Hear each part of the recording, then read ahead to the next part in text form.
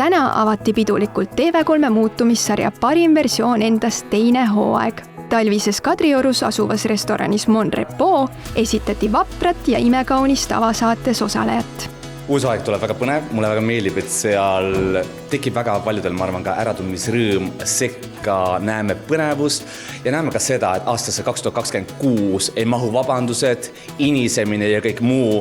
Kui sa tahad miskit, võta kätte, sa sõbraks enda, oma keha, oma kurvidega, kui miskit ei meeldi, muuda.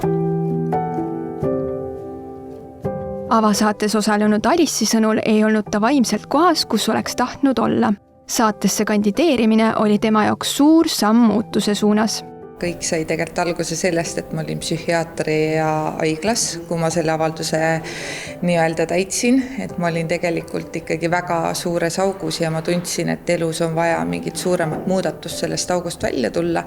Ja samas, kuna nii-öelda võiks öelda, et saatus tegi nii, et ma sain teise võimaluse, et siis jagada enda lugu ja et ka teised näeksid, et on võimalik välja tulla tugevast depressioonist ja inimesed märkaksid seda rohkem ka teistes.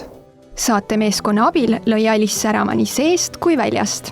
Väline muutus on kõige rohkem, aga sisimees ka, et on väga enesekindlaks muutunud, tahab rohkem asju teha ja õnneks saame nüüd rohkem koos aega võtta.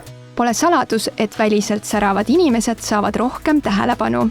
Kas ei teki hirmu, et pärast imelist muutust ka teised naisele silma peale viskavad? Abikaasa alguses oli ehmatanud juukse värvi üle natukene, aga muidu ta on äärmiselt rahul ja ikkagi ma arvan, et kõik tahavad, et nende kõrval oleks ilus ja särav naine. Seda ma olen mõned õhtutul öelnud küll, et on ohtu ilma jäädadest. Lisaks Alicele kandideeris saatesse veel 500 inimest. Välja valiti 10, kes saavad asjatundjate toel läbida muutusi, millega üksi hakkama ei saa.